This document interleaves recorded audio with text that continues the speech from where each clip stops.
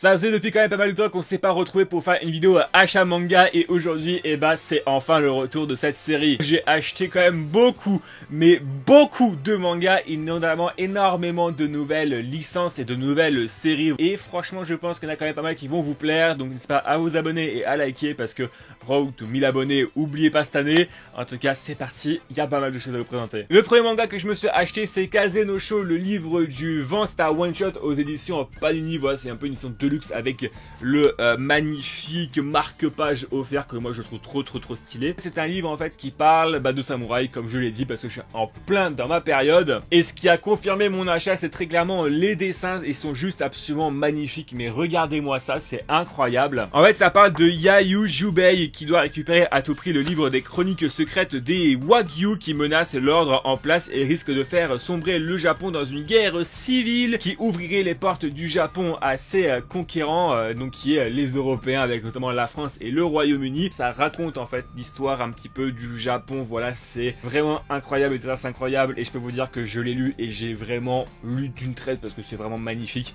et l'édition aussi est magnifique. Je peux que vous le conseiller. Je crois qu'il est disponible à 12 € il me semble, donc franchement prenez-le, vous n'allez pas le regretter. Je ne suis pas que dans ma période des samouraïs, je suis aussi dans ma période des Magical Girls. Pour les personnes qui savent pas c'est quoi les Magical Girls, en fait c'est des petites filles, voilà, généralement au collège, qui trouvent par hasard par exemple un animal ou quelque chose, ils obtiennent des super pouvoirs un petit peu à l'image de Sailor Moon.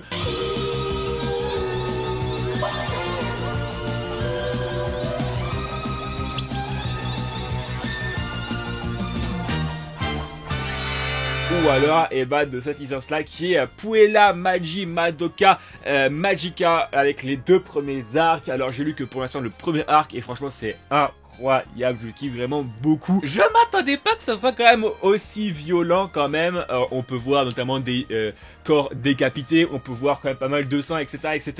Mais ça reste quand même assez enfantin. Tout de même, les dessins sont plutôt sympathiques et tout. Moi personnellement j'ai adoré. Et j'ai hâte aussi de lire l'arc 2. Je crois que c'est à peu près 4 arcs actuellement en France. Et il y a aussi un spin-off qui va arriver chez Meian. Pour les personnes qui veulent un manga qui parle de Magical Girl, je vous le conseille parce que c'est incroyable. Alors ne me jugez pas s'il vous plaît, on est toujours chez Meian mais dans la catégorie Dayton qui est un peu leur catégorie trash pour les personnes qui ne savent pas. Et ouais non mais s'il vous plaît ne me critiquez pas, je suis faible, je suis un homme faible, écoutez-moi. Je me suis acheté les 2 premiers tomes de Double Play.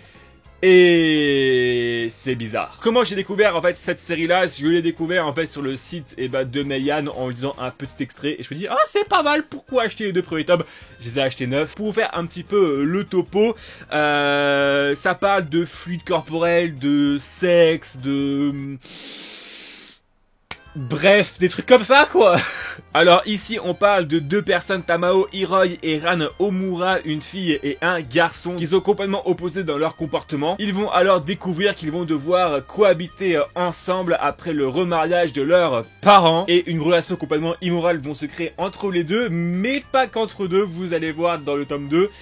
C'est... ouais, chaud, très chaud. Alors pour vous montrer une page complètement immorale de ce manga, voilà.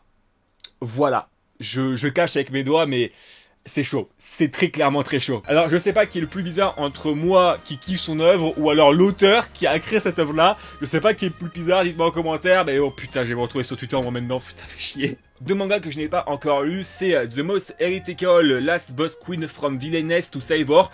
Encore plus long le titre si vous voulez. En fait, ça parle d'une fille qui va se réincarner dans son Otome Game. Elle va se réincarner dans la future reine Pride et le boss final du jeu notamment. Elle va alors vouloir changer le destin funeste qui va s'abattre sur son pays mais aussi sur elle-même. Ça a l'air plutôt intéressant, il faudrait que je le commence, mais surtout le prochain manga a l'air incroyable. Je l'ai pas encore lu, il faudrait que je le lise. Les 2 premiers tomes de Truth I Am an Inept Villainess, la légende du papillon et du rat échange de corps à la cour. Encore plus long s'il vous plaît, encore plus long. Ça parle de la princesse Reirin qui est de base de faible constitution, mais aussi de la plus détestée des apprentis qui vont changer de corps. Ça a l'air vraiment drôle parce que j'ai hâte de voir comment la princesse va finalement s'en sortir dans ce bas monde. On verra bien, ça a l'air plutôt pas mal. J'avais lu le premier tome et je l'avais trouvé pas mal et du coup j'ai acheté la suite que j'ai trouvé en occasion, c'est The Brave Witch Revenging. Voilà, c'est un manga qui se déroule après la défaite du roi démon. Raoul va penser que lorsqu'il va revenir dans son pays, tout va bien se passer pour lui, qu'il va finir ses jours heureux et rouler sur l'or avec sa famille. Mais malheureusement, ça ne fut pas le cas. Lors de son retour à son bercail, toute sa famille et son groupe vont se faire tuer par les aristocrates. Lors de sa mort, Raoul ne souhaite plus qu'une chose, c'est de se venger. Il va alors revenir à la vie avec le pouvoir des ténèbres. Et je peux vous dire que sa vengeance sera extrêmement violente. Je peux vous le conseiller pour les personnes qui cherchent un petit peu un manga gore, etc., etc. Mais attention, c'est quand même pour un public averti. Ah, c'est pas moi qui le dis, c'est carrément dit derrière la cover, hein. Après vous avoir présenté un manga plutôt violent, là on va passer à deux mangas beaucoup plus chill, vous allez voir. On commence déjà avec le premier tome de Sleepy Princess in the Demon Castle. Ça parle d'une princesse qui s'est fait en fait enlever par le roi des démons et en fait son seul objectif c'est de pouvoir dormir dans de meilleures conditions. Du coup elle va dépenser ses pouvoirs dans cet objectif là, ça a l'air plutôt chill, pourquoi pas. Voilà, je n'ai rien d'autre à dire parce que je ne l'ai pas encore lu. Et je me suis aussi pris les 3 premiers tomes de Wandering Witch, le voyage d'une sorcière. J'ai pris le manga parce qu'on me l'avait conseillé et apparemment l'anime est plutôt pas mal. Donc voilà, je l'ai pris. Ça parle en fait d'une jeune sorcière qui va vouloir sillonner le monde. On va suivre ses nouvelles rencontres mais aussi ses nouvelles découvertes. Pourquoi pas le commencer prochainement? On l'a enfin en France. C'est enfin débarqué en France. Je suis trop heureux. Voilà, après plusieurs années à entendre dire l'anime pue la merde, ça respecte pas le light novel, lisez le light novel, mais c'est trop chiant parce qu'il est que en anglais et j'ai la flemme de lire des romans en anglais. Faudrait que je commence d'ailleurs à lire des light novels en anglais parce qu'il y a beaucoup de choses qui m'intéressent, notamment chouchouté par la voisine d'à côté, là, je sais plus comment ça s'appelle, mais c'est incroyable, je veux trop lire la suite. Et ben là, ça arrive en France, c'est Classroom of the Elite, le tome 1 aux éditions Mao. Alors j'ai pris le light novel parce que c'est le light novel qui m'intéresse le plus. Peut-être que je vais prendre aussi le manga pour voir comment c'est un petit peu adapté. Mais bon, pour l'instant j'ai pris que le light novel. Et franchement, je suis content parce que du coup enfin on a les light novels, des gros light novels qui sortent en France. Parce que c'est un peu chiant, voilà, les light novels en France, il y avait que des petites séries ou des séries pas très connues. Voilà, bon, à part la prochaine série que je vais vous montrer en light novel. Mais voilà, il y avait que des one-shots ou des petites séries. Là, enfin, on a des grosses licences de light novel qui arrivent en France et c'est cool parce que ça va pouvoir démocratiser le marché et j'attends énormément The Midnight in Shadow qui devrait arriver prochainement. Et alors, pourquoi je tiens à dire que c'est une réussite d'avoir ça en France?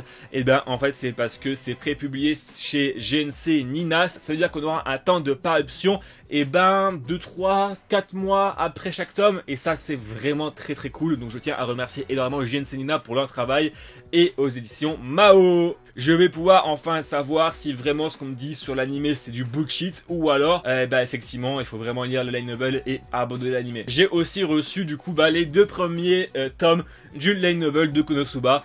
Je ne l'ai pas lu donc je ne pourrais pas vous dire si c'est meilleur que l'anime, si c'est fidèle au manga, je ne sais pas.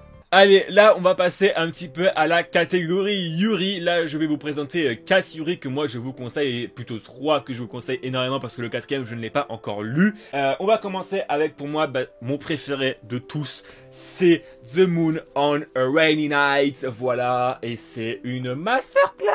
Nous suivons Saki, une lycéenne passionnée par le piano, et Kanon, sa camarade de classe et fille de sa prof de piano. Kanon est une fille très mystérieuse en classe et aussi elle est malentendante parce qu'elle est sourde. Enfin, quand c'est vraiment calme, elle entend, mais quand il y a un petit peu de bruit, elle n'entend plus rien du tout. Une relation d'amitié va alors s'installer entre les deux personnages et peut-être même plus. J'ai hâte de voir et de lire la suite. Et c'est la 2e fois que je parle d'un manga ou d'un animé qui parle de la sourdité. Je vous avais déjà présenté Scene of Affection dans ma dernière vidéo 5 animes à regarder. Absolument, n'hésitez pas à aller la voir. Et franchement, j'adore comment le sujet de la sourdité est abordé dans ce manga là. C'est vraiment une romance très très douce et franchement je peux que vous le conseiller parce que c'est vraiment une masterclass. Comme aussi notre été éphémère, le tome 1 et le tome 2. Alors je sais que le tome 3, 4 et 5 sont déjà apparus en France. Il faudrait que je me les prenne Et bah ça aussi c'est une masterclass en fait. Shizuko Oshikawa, une jeune lycéenne asociale, a enfin terminé de rédiger le plus grand secret, un roman dont elle a décidé de s'en débarrasser car elle a peur des mauvais retours qu'elle pourrait avoir sur internet et du coup vu qu'elle est asociale et qu'elle a peur de tout en fait. Mais malencontreusement pour elle, elle va croiser par hasard une jeune fille nommée Kaori Asaka, une de ses camarades de classe qui lui demande si elle pouvait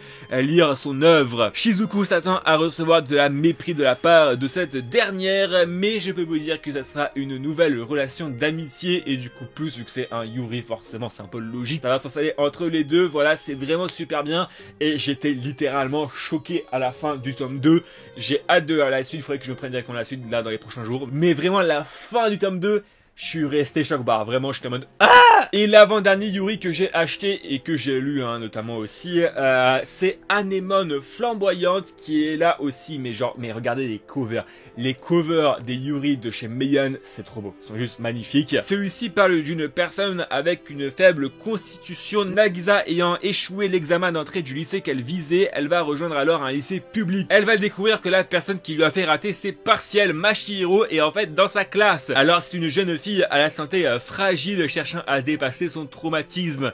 Nagisa ne voulant pas rester aigrie en face d'elle, elle va alors faire le premier pas pour tout simplement parler avec elle et essayer de rétablir une bonne connexion entre les deux. Et je peux vous dire que la connexion se fera très rapidement. 3 Yuri là que je vous ai présenté, je vous le conseille parce que c'est vraiment incroyable. Le 4e Yuri que j'ai acheté mais que je n'ai pas encore lu s'appelle Yuri Is My Job. Voilà, donc je l'ai pas encore commencé, il faudrait que je commence un de ces 4. Les 2 premiers tomes de Seven Time Loop. Alors si vous voulez savoir un peu plus du scénario voilà, de Seven Time Loop, c'est un manga et un animé juste absolument incroyable. Vous avez les 5 animes à regarder absolument en ce début 2024, voilà, où je parle du script de Seven Time Loop, donc c'est pas à aller la voir parce que je pense que très clairement vous loupez quelque chose. Alors, je pense que ce manga là, c'est le manga qui m'a le plus déçu vraiment. En fait, quand j'achète des mangas, il y a tellement peu de mangas qui me déçoivent que bon, voilà. Mais là, littéralement, c'est le premier manga qui me déçoit réellement énormément quand même. C'est un peu dommage.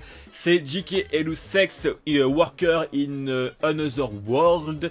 Alors en fait, ça parle d'une fille qui va décéder malencontreusement dans son monde, qui va du coup se réincarner dans un autre monde où les femmes en fait sont un peu persécutées et n'ont pas de pouvoir, et du coup le seul moyen pour elles de survivre dans ce monde là c'est de devenir une femme de nuit d'une sorte d'hôtel, de je sais pas comment on pourrait expliquer ça, mais bon bref, je pense que vous avez compris.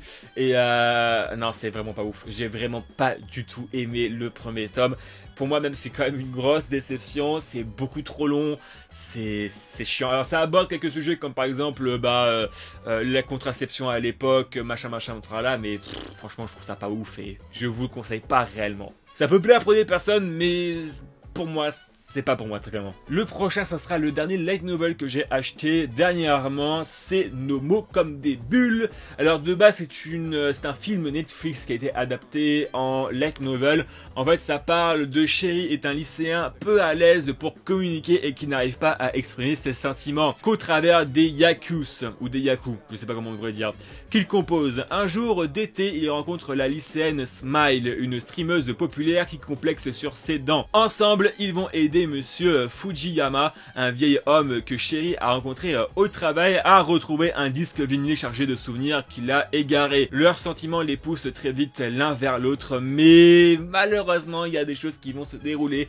Bref, n'hésitez pas à aller le regarder ou alors à le lire. Franchement, c'est une petite masterclass que je vous conseille. Bon, alors là, on va vite fait passer sur des mangas que je n'ai pas encore lus, que j'ai reçus. D'ailleurs, n'hésitez pas à aller voir ma vidéo aussi, où j'ai ouvert un énorme colis de mangas. Je crois que j'ai reçu plus de 40 mangas, n'hésitez pas à aller la voir. C'est quand même pas votre temps qu'elle est sortie, mais vous allez voir, elle est juste excellente. Et j'avais reçu dans cette vidéo-là, quelques mangas que je vais vous présenter vite fait. Je les ai pas encore lus, donc je peux pas vous dire mon avis. Nous avons le tome 5 et 6 de Failure Frame. Alors, j'espère que ça va prendre un petit peu plus en galon et en rythme, et aussi en importance, parce que ça commence un petit peu à être redondant quand même. Le tome 6 et 7 de Chilling Life in Another World. J'espère qu'il y aura des événements qui vont un petit peu bouleverser le couple, comme par exemple un roi démon qui arrive. Pourquoi pas, moi ça m'intéresse énormément. Le tome 1 et 2 de Fairy Territory Defense, le tome 4 et 5 de Loner Life in Another World, qui est vraiment très intéressant. C'est sûrement l'un des mangas préférés que je vous ai présenté.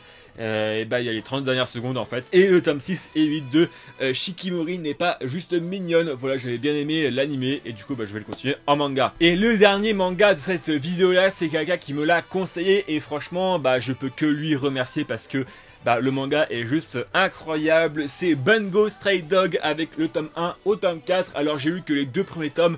Et c'est une masterclass, c'est vraiment incroyable. C'est vraiment rare que je lise un petit peu des shonen un peu classiques. Et franchement, ça fait plaisir quand même de lire des shonen un peu classiques tout en temps. Du coup, j'ai acheté le tome 3 et le tome 4. Et ouais, non, c'est vraiment incroyable. Vous avez l'animé sur Crunchyroll, je crois qu'il y a 4 ou 5 saisons. Pour ceux qui veulent le regarder l'animé, il est disponible. Bon voilà, moi j'espère que cette vidéo vous aura bien plu. N'hésitez pas à me dire en commentaire, vous, combien de mangas vous avez acheté dernièrement et quelles sont vos lectures actuellement. C'était Shikano, on se retrouve pour une prochaine vidéo. Allez, à plus tout le monde.